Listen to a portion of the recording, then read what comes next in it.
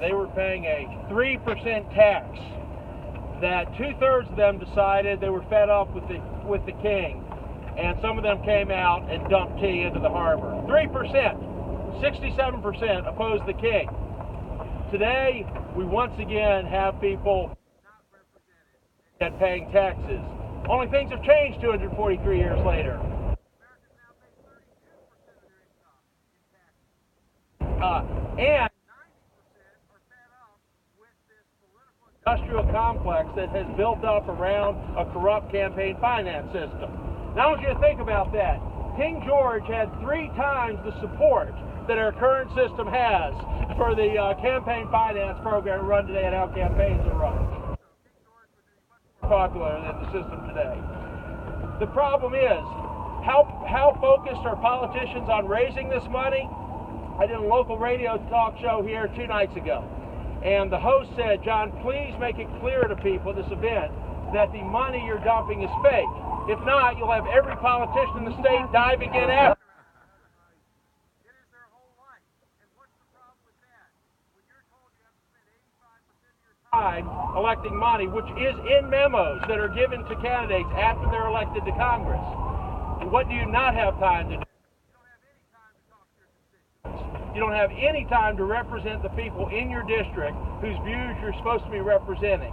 You also don't have any time to apply your talents to solving the problems we face, whether that be terrorism, whether it be size of government, whether it be education. There's no time left when all the candidates' time is spent raising money and from outside the district. Their new constituents are the wealthy special interest individuals who live wherever they live, but not here.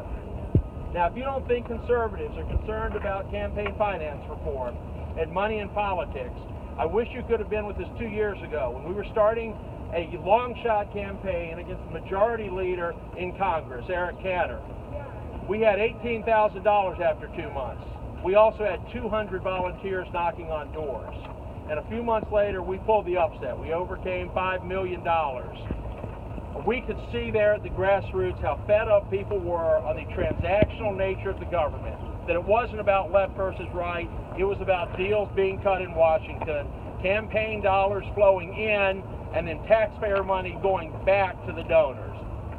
If you don't think that conservatives are upset about campaign finance, I'd remind you that Bernie Sanders is not the only candidate this year who surged after bringing up campaign finance. A guy named Donald Trump stood up during a debate and said, all these politicians are bought, you give them money, they do whatever you want. He surged in the polls. Republican primary voters just love someone saying it. And we don't endorse any candidate. I'm not suggesting that Mr. Trump's solution that only billionaires run for office is the right one. But just pointing out the problem was enough to send him in the first place when no one took him seriously.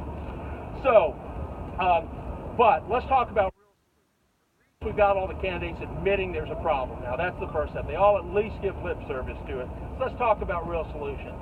My shirt here, which has a teaser that we've worn in front of the White House, says on the back that we've got to reveal government contractors' contributions. They hide them now through third parties.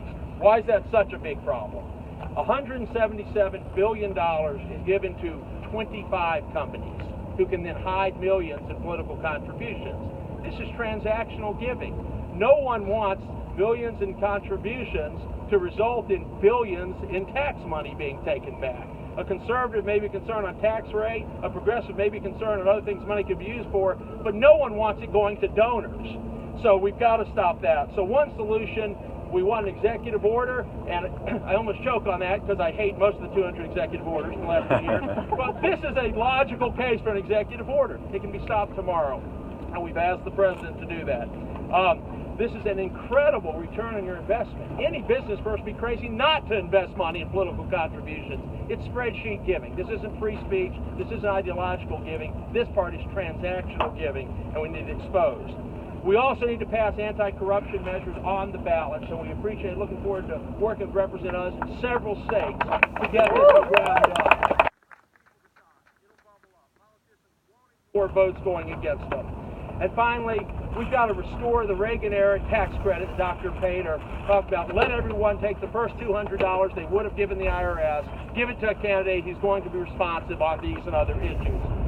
We've got to stop dark money channels like unverified credit cards. So let's get going on this. We'll start by throwing these contributions over and let that just be the start to turning this government around. Thank you.